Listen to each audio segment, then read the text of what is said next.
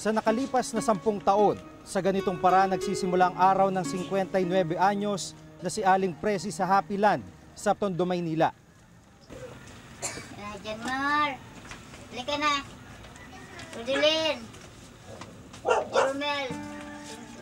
Karaniwang kasama niya mga apong sina John Mar, 9 na taong gulang at panganay sa 9 na apo, Rudilin, 8 taong gulang, Christina, 6 na taong gulang at Jormel, 5 taong gulang.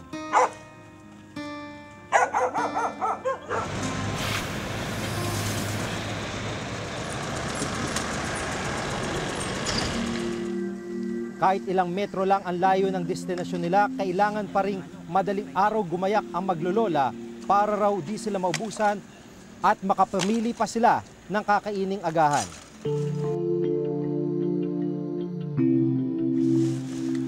Minsan pag yung mga lata, di maiwasan talaga, may mga basag na buti.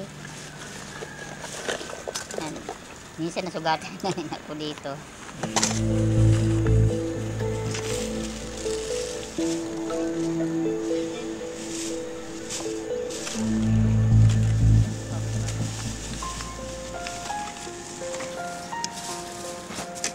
Magkahalong basura at mga tirang pagkain ng mga fast food restaurant mula Espanya, Abad Santos, Tayuman at iba pang karatig lugar sa Maynila ang hinahalukay ni na Aling Presi. Hamburger, French fries at fried chicken ang regular na menu rito sa dump site. Anong gagawin nyo sa French fries? Tapos? Katulad nito may laman, inuwi ko po sa bahay. Ano yan? Agpag? Ano yan gagawin dyan? Lulutuin. Bago Kainin. kumain. Una-una yung pagpag, dahil hindi naman dati ka talaga kami nagakuha dito sa basura, parang bang nandidire. Doon nakikita ko sa karamihan, kumain talaga ako, sinubukan ko, masarap talaga. Ito na, ilulutuin, iuwi na rin sa bahay, ilulutuin na. Pwede na yan. Opo.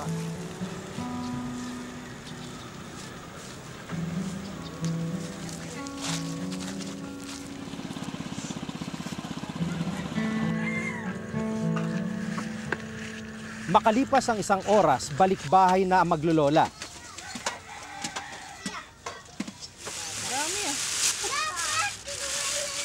Mga ganito, mga pang-adobo lang. Pero yung ganito, mga buo, yung prito yan. Pagpag ang tawag sa mga pagkaing mismis o yung natira sa platong kinainan na, itinapon sa basurahan, itinambak sa dump site, kinalaykay at saka muling lulutuin para kainin. Para mawala yung yung mga sa spray. Ayon kay Aling Presi, napilitan daw siyang mangalaykay ng pagpag ng magkasakitang asawa at matigil sa pagtatrabaho. Ngayon, nung hospital ako, mahigit kami na 1 buwan, mahigit. Yung pagkagaling ko, pa-exercise ako sa pagmamaniho. Hanggang sa hindi ko na talaga kayo, nanguha na naman ako ng nangalakal na naman ako. Adobo na to. Ayun, toyo at saka suka, bitin.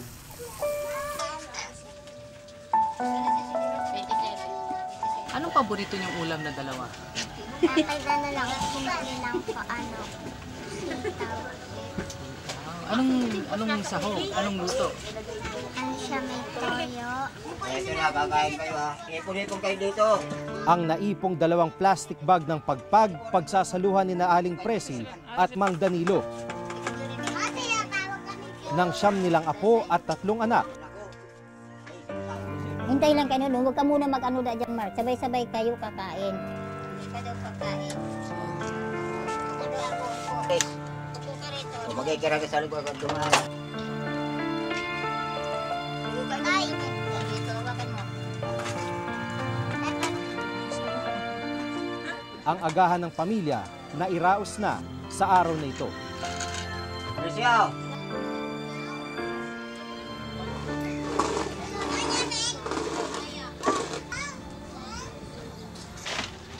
Kaunting pahinga lang, balik trabaho na si Aling Presi.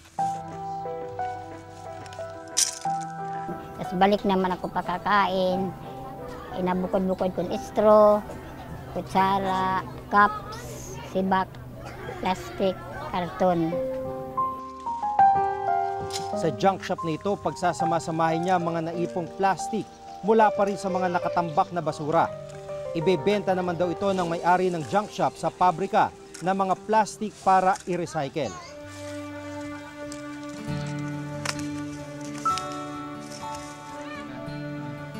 Sa halos maghapong pagsasalansan ng mga plastic, 100 pisong kinita ni Aling Presi.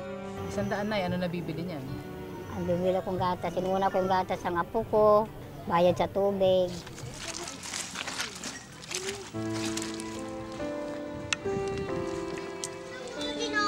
Kasi tawag pa tayo.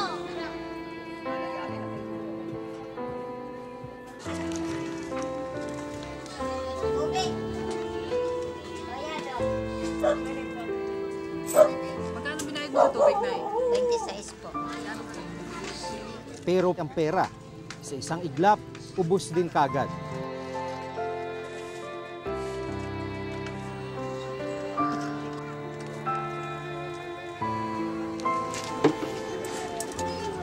Renta, 40.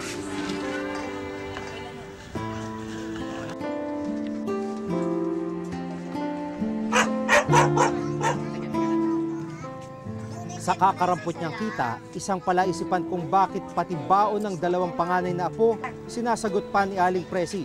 Gayong may trabaho naman sa pangangalaykay ang mga manugang niya. Kaya di nagpakatapos ang mga nanay nila. Kung saan yung mga apo ko makatapos pag-aaral.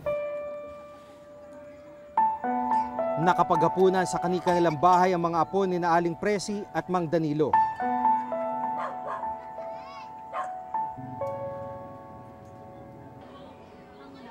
Pero dahil walang natirang pambili ng bigas sa kinitang 100 piso, tiis gutom na lang ang mag-asawa.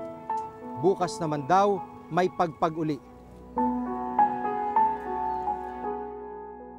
Bit-bit ang kanyang bayong, tinungo ng 54 na taong gulang na si Lola Mercelidad ang isang dump site. Ang kanyang pakay, lamang loob ng manok na itinatapon ng mga kalapit na katayan. Ganto karami yung langaw na na-attract niya. Akala mo, sa unang tingin parang honeybee. Pero hindi po, langaw po ito at mga bangaw. Hindi ba kayo na, baka magkasakit yung mapagbentahan nyo kasi yung malangaw, basura, hindi nyo po naisip nyo pa ba yun? Naisip ko pero hindi naman yung bago sila siyempre kami muna, di ba? Opo. Kasi malinis naman sinasabon ko. Opo. Tapos naalawa ko mahigi. Pinapakul ako mahigi. Sa mga nakalipas na taon, sa ilalim ng kasalukuyang administrasyon, makailang ulit na naming ipinakita ang iba't ibang mukha ng gutom sa ating bansa. Luzon, Visayas hanggang Mindanao, sinuyod upang malaman kung hanggang saan ang gagawin ng ilan nating mga kababayan. Malamnan lang ang kumakalam na tiyan.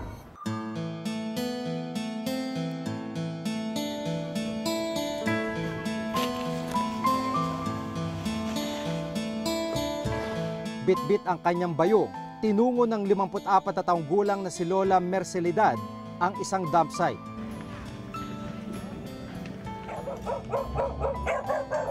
Ang kanyang pakay, lamang loob ng manok na itinatapon ng mga kalapit na katayan. Agad dinala ni Lola Mercelidad ang nakuwang mga lamang loob sa likod ng kanilang barong-barong. Isa-isa nilang nilinis sa mga bituka ng manok sa mga balde ng tubig. Ang paglilinis, ginagawa nila sa mismong gilid ng tambakan kung saan nila ito nakuha. Dahil nga po sariwang mga bituka tsaka laman loob ng manok yung ginagawa nila Aling Mercy dito sa mismong may dump site dito sa Cavite City. Ganto karami yung langaw na na-attract niya. Akala mo sa unang tingin parang honeybee. Pero hindi po, langaw po ito at mga bangaw. At ito po yung pinapakuluan nila para gawing chicharon at ibenta naman kung sino yung mga nais bumili. Hindi ba kayo na baka magkasakit yung mapagbentahan nyo kasi yung malangaw, basura, hindi nyo po naisip nyo pa ba yun? Iniisip ko pero hindi naman yung bago si siyempre kami muna, di ba? Opo. Kasi malinis naman sinasabon ko. Opo. Tapos naalawan kong maigi. Pinapakulang kong maigi bago ko pinapalito. Wala rin silang anumang suot na plastic o guwantes. Basta, kahit ano pa siya, basta malinis, hindi namin kayo pandidirihan. Biro mo ilang taon, 12 taon. Di ba? Diyan ko na napalaki ang apo ko. O ngayon, nagpapaaral pa ako. Diyan ko rin kinukuha lahat, gastos, pambayad, lahat. Aminado si Lola Mercelidad na kung may iba lang daw sana siyang pagkakakitaan, ay hindi niya pipiliin ang ganitong klase ng hanap buhay. Pero tila wala raw siyang magawa dahil sa hirap ng buhay.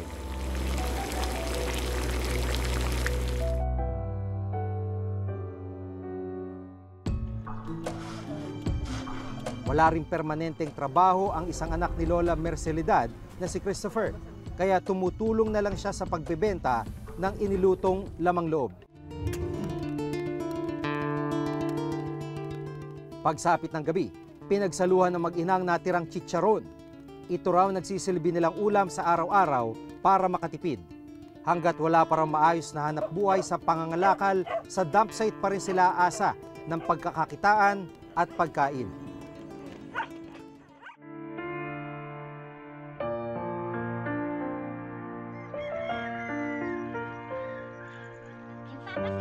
Alas 2 na ng hapon pero ngayon pa lang nanananghalian ang mga anak ni Cecil na sina Carlos at Jericho. Pansit at kanin ang pagkain nila. Yung bigas, binili namin na yung may tira akong kalahating kilo, bumili na lang ako ng kalahati. Tapos may yung natira kagabi. Maswerte pa raw sila dahil kadalasan lugaw lang ang kinakain ng kanyang mga anak. Ano lang siya, ngayon nag-ano siya sa labor, 260 isang araw lang niya, sahod. Kulang. Magandang hapon ho. Magandang. Gaano kahirap po? Isang taon na kayo dito. Mahirap talaga tinitiis ko kasi minsan walang pagkain sa isang araw. Habang naroon kami, napansin naming matamlay ang isa sa 7 anak ni Cecil na si Carlos. Wala naman, nilalagnat lang yan. Kasi ito, namumula yung mata kasi ito na sore eyes. Sa ospital, kagad sumailalim sa urinalysis at blood test si Carlos. His weight is 10 kilograms. That's just for 1 to 2 years. Sa pinakahuling National Nutrition Survey, lumalabas na 2 sa bawat 10 bata na may edad 6 hanggang 10 ang kulang sa timbang. At 3 sa bawat 10 bata na may edad 6 hanggang 10 ang kulang sa tangkad. Tinatayang 7.36 na milyong kabataan naman na may edad 5 pababa ang kulang sa nutrisyon.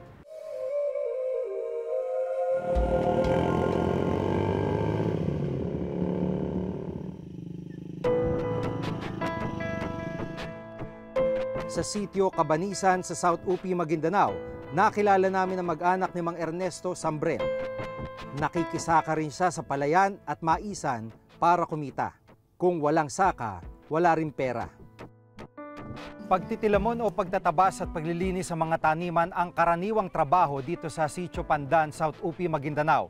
Swerte na lamang si Ernesto kung makakuha siya ng 3 beses na trabaho kada linggo na nagbabayad sa kanya ng 100 piso kada araw. Mahirap pagkasyahin para sa 7 miyembro ng kanyang pamilya.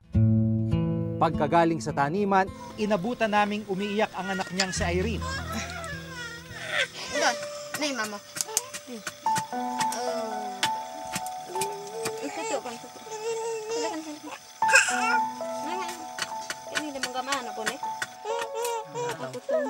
Gutom? Opo. Anong kinakain niya? Gatas lang? Oo, gadidid lang.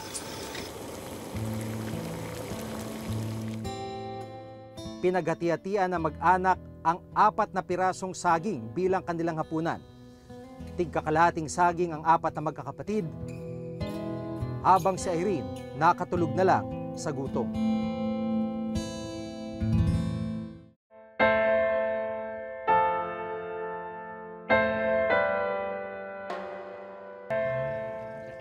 na nilagyan ng asukal ang almusal ng mag-anak.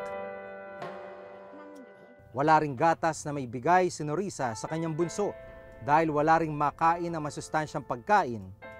Kakaunti na lamang ang ibibigay niyang gatas sa anak. Kabilang sina Irene sa 4 na milyong kabataan sa bansang edad 5 pababa ang kulang sa timbang at nakakaranas ng malnutrisyon. Ang masaklap ayon sa UNICEF, 1 sa 3 bata sa mundo ang namamatay dahil sa kakulangan ng nutrisyon sa katawan. Ilang programa na ang inilunsad ng pamahalaan kontra gutom. Minsan nang nagkaroon ng Food for School program ang administrasyon ni dating Pangulo Gloria Arroyo. Sa pagluklok ni Pinoy, sinimula naman ang school-based feeding program ng DSWD at ng DepEd. Pero tila hindi naman nasagot ng mga ito ang gutom at malnutrisyon ng mga kabataan. Actually, magaganda naman itong programang ito.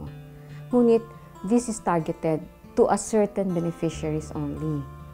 So, hindi ito nakakasapat na tugunan ang kagutuman ng lahat ng Pilipino sa ating bansa. Kinakailangan ang pagtugon sa kagutuman sa suliranin ng kahirapan. It should be a whole of government approach.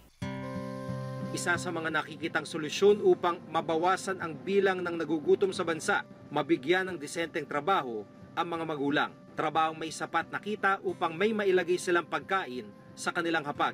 Kung may alimbawa sila ay may trabaho, tingin ko hindi sapat ang kita para makabili ng kanilang pangailangan sa pang-araw-araw.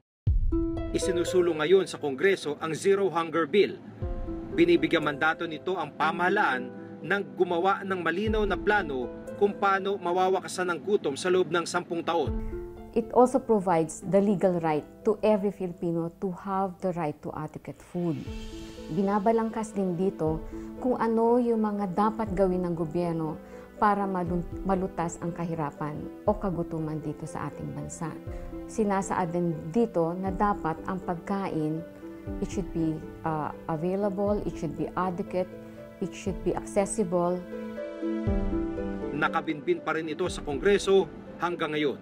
Determinado ang pamahalaan na pag-ibayuhin ang mga programa sa paglaban sa kahirapan, kasama na ang pagtataguyod ng pagsasanay at paghahanda para sa paghahanap buhay upang tuluyang wakasan ang kagutuman at bawasan ang kahirapan.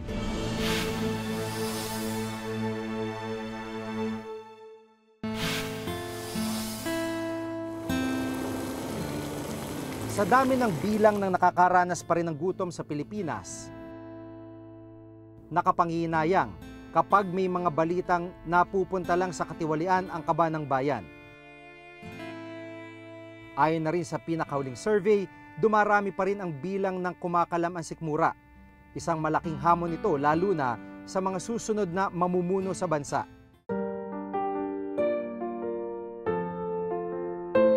Ako si Maki Pulido.